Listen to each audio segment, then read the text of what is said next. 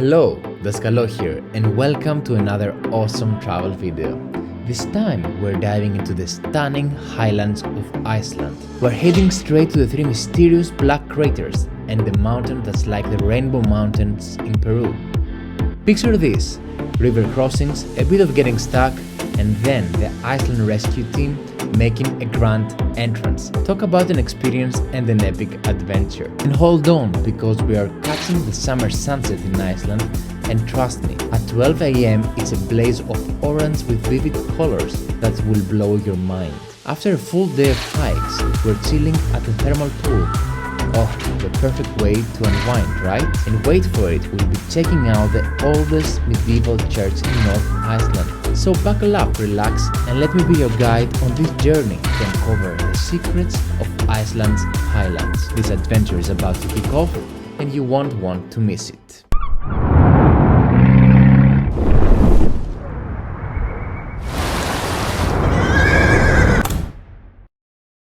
We left Reykjavik and we head towards central Highlands of Iceland, a place so remote that during winter is not accessible by road, and for this kind of adventure you need a 4x4 ideally, as it is mainly off-road path with river crossings and rugged terrain. In the summer months you see few cars passing by, and even though it's not easy to access, this place is so unique and beautiful that it's worth all this demanding drive. So to arrive to our first stop, we drove about 3 hours and about 180 kilometers. And there it was, the most gorgeous and one of a kind, the three black and red craters. A place so rare and unknown that most people miss when they visit the surrounding area. And they drive the F208 road towards Landmannalaugar. I have added the pin on Google Maps under the name The Three Black Craters I'm DASKALO, so you can easily find it when visiting the Highlands. It took me many hours and research in order to find the exact locations, and as there weren't any related articles or information about them. Forged by the Earth's fiery past, these craters, likely composed of basaltic rocks, showcase the raw power of Iceland's geological history. The black hues hint at volcanic origins, while streaks of red reveal oxidized iron minerals, painting a mesmerizing picture against the Icelandic backdrop. In proximity to the famous Landmannalaugar, known for its geothermal wonders, these craters add to the region's allure, creating a captivating landscape. Nature has artistically sculpted these craters, forming a stunning visual contrast against the rugged highland terrain. For geology enthusiasts, photographers, and intrepid travelers, these black and red craters promise a brief yet unforgettable encounter with Iceland's geological wonders.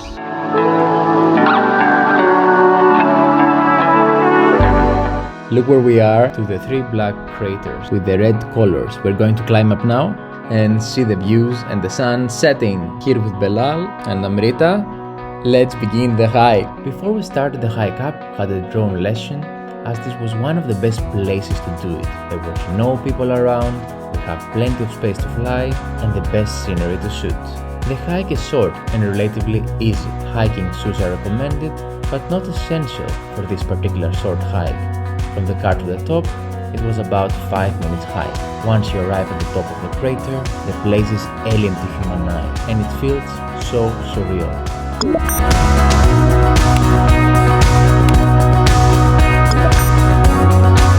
So we enjoyed the views, we carried on with the drone flights, and we got back to the car just in time to enjoy the flirting sandflares. And off we go to our next stop, the wonderful Hnausapollur lake, which is only 2 minutes away from the three black craters. Hnausapollur, a crater lake formed in 1871 during a massive volcanic eruption, offers a picturesque stop for travelers exploring the area. Created by a catastrophic volcanic activity from Torfajökull and Bardarbunga stratovolcano, Hnausapollur is a mare filled with water after groundwater meets hot lava. A mare is a wide, low volcanic crater resulting from a phreatomagnetic eruption. The lake's deep blue water contrasts beautifully with surrounding browns, greens and greys. Hnausapollur is a heaven for small brown trout, making it a unique spot for fishing. Visitors can easily walk to the lake, enjoying a close-up view, while a short hike to the crater's highest point provides unbeatable panoramic views of the landscape. Right behind me you can see the lake, and we have one more stop, the colorful, beautiful mountains. The drive was about 25 more minutes. There is a sign for 5 kilometers. One more at 2 kilometers. And we have finally arrived to our highlight of the Highlands. We quickly started with a flight before we hiked to the top of the colorful mountain. So welcome to Landmannalaugar, a hidden gem nestled in Iceland's Highlands. This geological wonderland boasts a vibrant palette of colors, from the warm hues of rhyolite mountains to the steaming geothermal springs that invite travelers to relax in nature's hot tubs. Beyond its stunning landscapes, Landmannalaugar offers a network of hiking trails, each revealing unique geological formations and breathtaking vistas. As our drone soars above, we will witness the surreal beauty of this remote wilderness, a place where earth and fire converge to create a symphony of colors.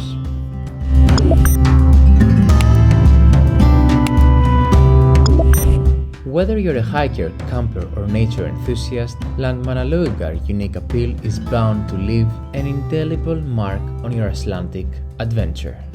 As the drone was coming back, the wind really picked up, and we had to do an emergency landing about 200 meters from the car. Oops, there we go. We quickly got ready for the hike. This young gentleman was kind enough to move the drone on the side so no one steps on it, and after 2 minutes we were there to pick it up. We started the hike to the top of the mountain. We crossed a couple of streams by foot, which was really fun to do. Whoop, whoop. The views we had throughout the hike were mind-blowing. We saw a few ships running around, and all the shades of orange and pink on the sky. We have arrived at the top of the mountain. Look at that. This is at 11:40 at night. This is the sunset here in Iceland, July 2023. Just spectacular. We're gonna take some shots with Amrita, the last shots of the day and the retreat. Oh my god. Look at that. Honestly, this was our favorite time throughout the day. This place feeling so alien like Mars, we couldn't enjoy it enough. Those were our favorite shots by far. Enjoy them for the next 1 minute.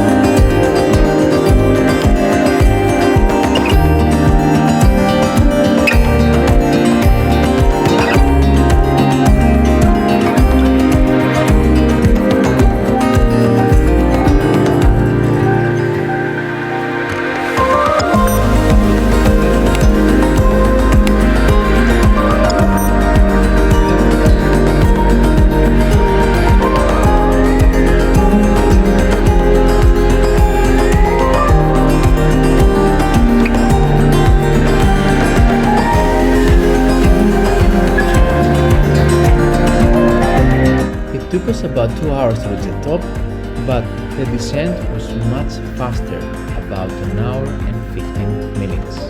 And just see how peaceful and quiet for the hot springs.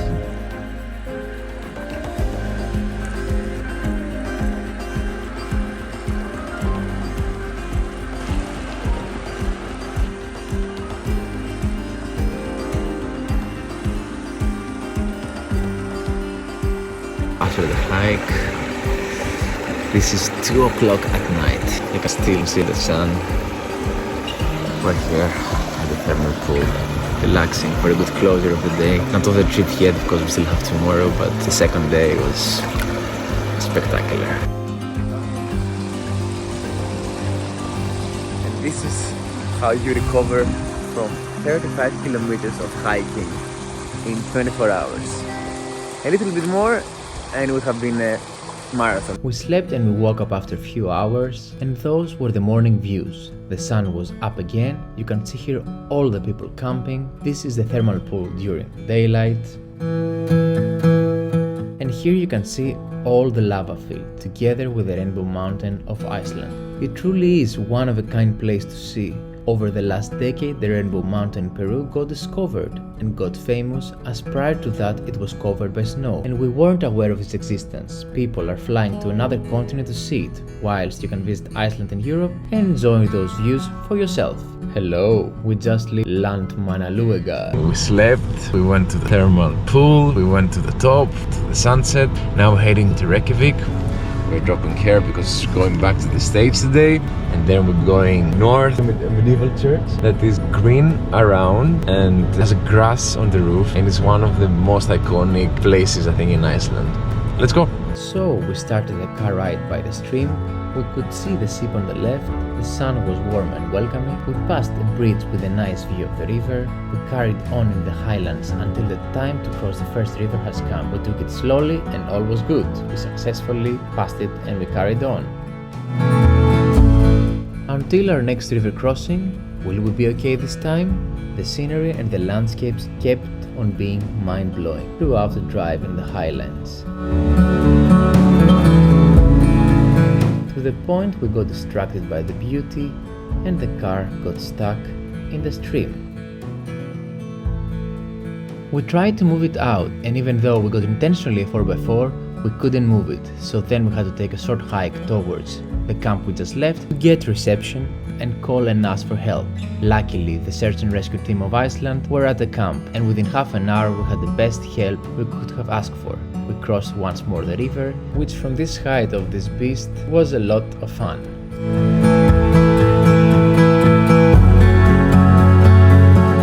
And we have arrived where the car was stuck. The people from the search and rescue team, they're volunteering and they're absolutely amazing. I will put a link in the description below from where you can find all their information about them and donate for the equipment and the maintenance of the vehicles. And there was our stuck car. This is our situation. Unfortunately, we're on the F-Road 208 and we missed a turn and we went into the stream. We're stuck, but luckily we have the best team here, the rescue team of Iceland. They're volunteering actually, so you support them with any good means if you can. Now we're gonna get the car. The car luckily still works, so we're in good hands. Hope for the best. Hope for the best. This beast will do the job.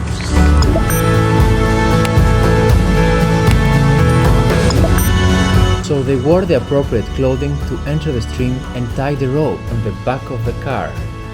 Then they moved the car to the right position to be in the same direction as our car. Within few minutes everything was set. They gave us the right directions and soon after we were out and unstuck. We thank them for helping us so quickly and effectively. We donated as this was the only way to show gratitude towards the work, and we carried on with a return trip from the Highlands. The car was working perfectly and we enjoyed the last otherworldly vistas. We dropped Amrita to the airport and we carried on our trip to North Iceland. We started with clear skies and with the sun accompanying us until we got into a fully cloudy horizons for the last part of our drive.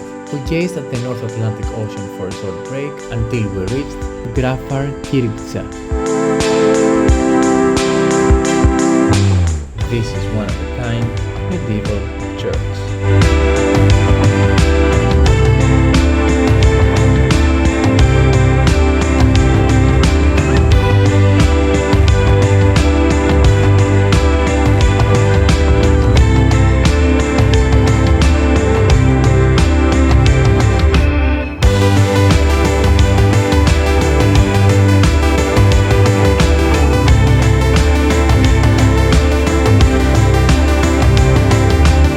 Welcome to Grafarkirkja Church, a church from 1657, goes so many years back. Come, let me show you some details.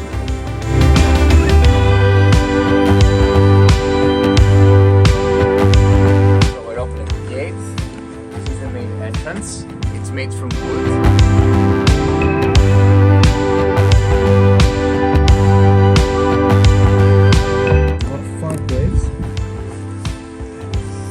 Where are the graves? Here.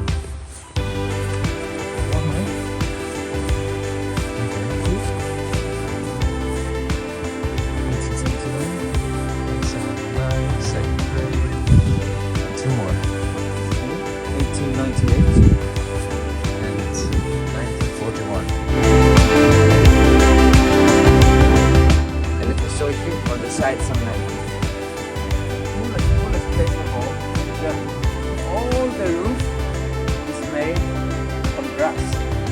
whole wall is like a triangle church. So beautiful. If you are in the North Iceland, you should visit. After we left North Iceland, we had again some fog.